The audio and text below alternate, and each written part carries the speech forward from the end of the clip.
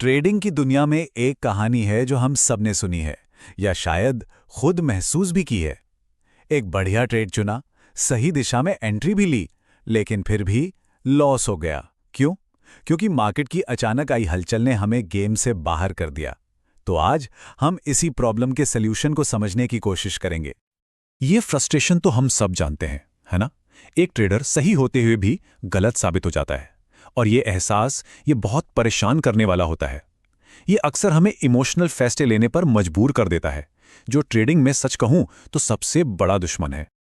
तो फिर इसका हल क्या है?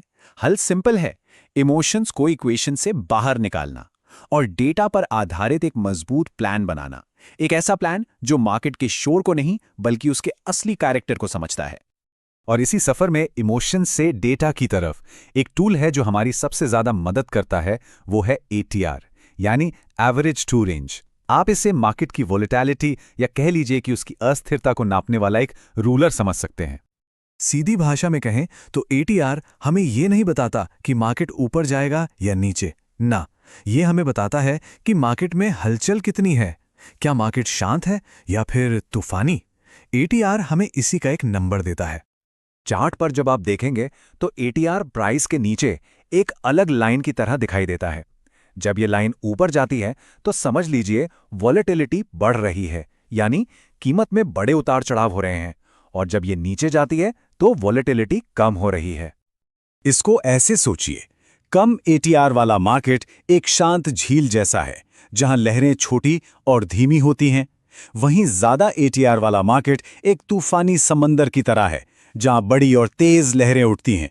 अब एक ट्रेडर के लिए इन दोनों के बीच का फर्क जानना कितना जरूरी है, ये तो आप समझ ही गए होंगे। तो सवाल यह है कि इस जानकारी का हम करें क्या? इसका सबसे पहला और सबसे पावरफुल इस्तेमाल है बेहतर स्मार्ट स्टॉप लॉस सेट करना। एक ऐसा स्टॉप लॉस जो मार्केट की मौजूदा हालत के हिसाब से हो, ना कि किसी मनमाने नियम पर। वैसे तो ATR का इस्तेमाल करके स्टॉप लॉस सेट करने के कई तरीके हैं जो इसकी फ्लेक्सिबिलिटी को दिखाता है, लेकिन हम शुरुआत करेंगे बिल्कुल नींव से, यानी बेसिक से। सबसे सरल और सबसे असरदार तरीकों में से एक है बेसिक ATR स्टॉप लॉस। इसे समझना भी आसान है और इसे फौरन लागू भी किया जा सकता है। तो चलिए देखते हैं कि आखिर काम कैसे करता है। फॉर्मूला देखने में शायद थोड़ा टेक्निकल लगे, पर है बहुत सीधा। एक लॉन्ग पोजीशन के लिए आप मौजूदा ATR वैल्यू को एक मल्टीप्लायर जैसे 1.5, 2 या 3 से गुणा करते हैं और उसे अपनी एंट्री कीमत से घटा देते हैं, और शॉर्ट पोजीशन के लिए आप उसे जोड़ देते हैं। ये मल्टीप्लायर आपकी रिस्क लेने की क्षमता पर निर्भर करता है। तो असल में ये कैसा दिखता है? चलिए एक उदाहरण लेते हैं। मान लीजिए कोई स्टॉक $100 पर खरीदा गया।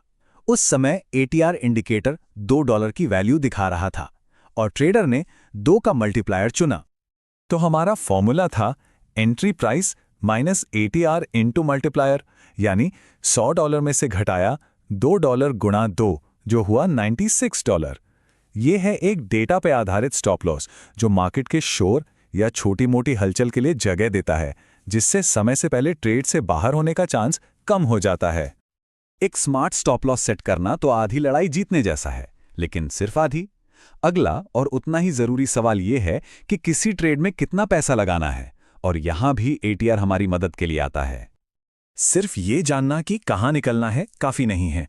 अगर आपको ये नहीं पता कि शुरुआत में कितना निवेश करना है, तो आप अभी भी या तो बहुत ज्यादा या बहुत कम रिस्क ले रहे हैं। रिस्क मैनेजमेंट में पोजीशन साइजिंग एक बहुत ही अहम कदम है। ये वो सवाल है जो हर ट्रेडर को हर ट्रेड से पहले खुद से पूछना ही चाहिए, और इसका जवाब मुझे ऐसा लगता है नहीं हो सकता। इसका जवाब एक सिस्टमैटिक कैलकुलेशन पर आधारित होना चाहिए, और ATR उस कैलकुलेशन का एक बहुत जरूरी हिस्सा है।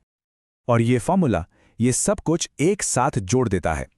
आपकी पोजीशन का साइज इस बात पर निर्भर करता है कि आप कितना रिस्क लेने को तैयार हैं, जिसे आपके स्टॉप लॉस की दूरी से डिवाइड किया जाता है। और जैसा कि हमने अभी देखा, वो स्टॉप लॉस की दूरी ATR का इस्तेमाल करके तय की जा सकती है। चलिए इसे एक इंडियन मार्केट के उदाहरण से समझते हैं। मान लीजिए कि ट्रेडिंग कैपिटल है 10 लाख रुपए और हर ट्रेड पर 2% का रिस्क लिया जाता है, यानी 20,000 रुपए। अगर ATR पर आधारित स्टॉप की दूरी 250 पॉइंट है तो पोजीशन साइज होगा 80 यूनिट्स। ये तय करता है कि आपका रिस्क हमेशा कंट्रोल में रहे, चाहे मार्केट कितना भी वॉलेटाइल क्यों ना हो। तो जब आप इन दोनों चीज़ों को यानी एटीआर आधारित स्टॉप लॉस और एटीआर आधारित पोजीशन साइजिंग को एक साथ मिलाते हैं तो ट्रेडिंग को देखने का नज़रिया ही बदल जाता है। ये अंदाजे लगाने से हटकर एक सिस्टमैटिक स्ट्रैटेजी बनाने की तरफ एक बड़ा कदम है। तो कुल मिलाके इसका सार क्या है? एक एटीआर बेस्ड सिस्टम आपको मार्केट के हिसाब से ढलने में मदद करता है। ये आपको डर या लालच में आकर फैसले लेने से रोकता है। ये आपकी कैपिटल की रक्षा करता है, जो एक ट्रेडर का पहला काम है। और सबसे बढ़कर ये आपको एक कंसिस्टेंट फ्रेमवर्क देता है, जो लंबी अवधि में सफलता के लिए बहुत ज़रूरी है। आखिर में एटीआर इस्तेमाल करने का मतलब वॉलेटिलिटी को एक दुश्मन की तरह नहीं, बल्कि एक दोस्त की तरह देखना है।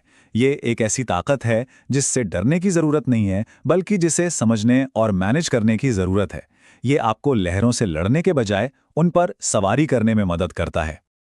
तो इस पूरी चर्चा से सबसे बड़ी सीख ये है कि मेजरमेंट यानी मापना बहुत ज़रूरी है।